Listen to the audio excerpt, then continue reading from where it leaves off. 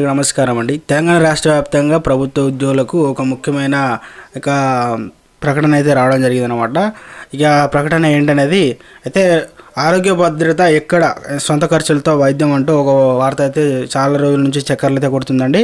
ఆ వార్త అసలుకు నిజమా అబద్ధమా, ఆ వార్తకు సంబంధించినటువంటి పూర్తి ఇన్ఫర్మేషన్ అనేది ఈ వీడియోలో వెళ్ళి పూర్తిగా తెలుసుకుందామండి. ముందే వీడియో ఇస్తున్న ప్రతి ఒక్కరు కూడా వీడిని తప్పకుండా లైక్ అయితే చేయండి. చాలామంది వీడియో ఇస్తున్నారు కానీ సబ్స్క్రైబ్ అయితే చేసుకోలేదండి. దయచేసి సబ్స్క్రైబ్ చేసుకోండి, సపోర్ట్ చేయండి. తోడుపుతులందరూ కూడా వీడియోని షేర్ చేయండి.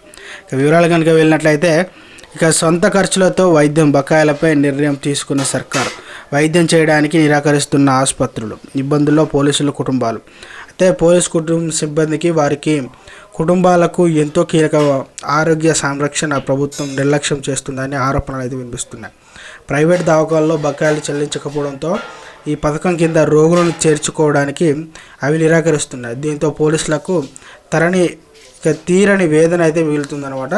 వైద్యం కోసం ప్రైవేటు దవాఖానలో అత్యవసర వైద్యం కోసం వెళ్తుండగా ఈ పథకం కింద వైద్యం చేయలేమని ఆసుపత్రులు చెబుతుండటంతో ఏం చేయాలో పాలుపోక సొంత ఖర్చులతో వైద్యం చేయించుకుంటున్నారనమాట. ఇది చాలా దురదృష్టం అండి. ఎందుకంటే ఇక ప్రైవేట్ ఆసుపత్రులు బకాయిలు చెల్లించకపోవడంతో ఈ పథకం కింద రోగులను చేర్చుకోవడానికి అవి నిరాకరిస్తున్నారన్నమాట. దీంతో పోలీసులు తీరని ఆ వేదనకు మిగులుతుందన్నమాట.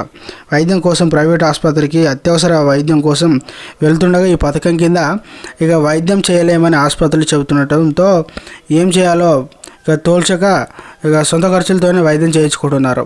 ఇక మా వేతనం నుంచి ప్రతి నెల 1600 రూపాయలను కట్ చేస్తూ మాకు వైద్యం అవసరమైనప్పుడు ఉపయోగపడినప్పుడు ఇంకెందుకు ఈ ఆరోగ్య భద్రత అని ఇక కొందరు పోలీసులు, కానిస్టేబుల్ తమ ఆవేదనను కూడా ఇక కేఆర్తో ఉన్న మాటతో పంచుకొని అనడం జరిగిందనమాట.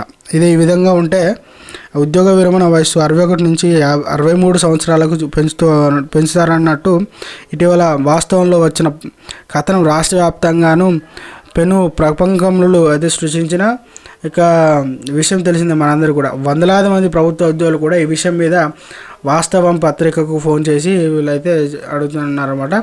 అయితే అది ఇలా ఉండగా ఇక చూసుకున్నట్లయితే ఇప్పటికే పని ఒత్తిడి అనేక ఆరోగ్య సమస్యలను ఎదుర్కొంటున్నామని, ఒక జిల్లాలో బందోబస్తుకు పోయి ముగిసేలోపు ఇంకో చోట బందోబస్తులు అంటూ మెసేజ్లు వస్తూనే ఉంటున్నాయి. ఈ వయసులో ఇంతటి ఒత్తిడి తట్టుకోలేకపోతున్నామని చెప్పుకున్నారన్నమాట. అయితే కానిస్టేబుల్ నుంచి ఐఏఎస్ వరకు 1600, ఎస్ఐ నుంచి పై ర్యాంకు అధికారులకు 3200 చొప్పున వారి బ్యాంక్ ఖాతా నుంచి ప్రతి నెల కట్ చేస్తున్నారన్నమాట. ఎందుకంటే ఈ హెచ్ఆర్ఏ కోసం ఏదైతే హెల్త్ గురించి ఉందో దానిపైన వీళ్ళందరూ కూడా కట్ చేసి ఇక అందులో జమ చేయడం జరుగుతున్నారు. ప్రతి నెల నగదు చెల్లిస్తూ తమ వారికి ఆపద వచ్చినా కూడా వైద్యం చేయించలేకపోతున్నామనేది వేదన ఇక పోలీసులు ఉన్నది. ప్రభుత్వం తక్షణం స్పందించి బకాయిలను విడుదల చేయాలని పోలీసు కుటుంబాలు కూడా వేడుకుంటున్నాయి అన్నమాట. ఇక త్వరలోనే చేస్తారు అని మనకైతే నమ్మకం అయితే ఉందండి. ఎందుకంటే పోయినసారి బీఆర్ఎస్ ప్రభుత్వం లెక్క కాకుండా ఈసారి ఇక కాంగ్రెస్ ప్రభుత్వం ఉంది కాబట్టి ఇక చేయబోతున్నట్లు మనకైతే సమాచారం ఇంకా రాలేదు. ఇక త్వరలోనే రాబోతుంది. రాగానే మీకు ఇక మనకు వీడియో రూపంలో అందిస్తానన్నమాట. సో ఫ్రెండ్స్, ఇది ఈరోజు అప్డేట్ అండి. వీడియో నచ్చితే లైక్ చేయండి, ఛానల్ సబ్స్క్రైబ్ చేసుకుని సపోర్ట్ చేయండి. Thanks for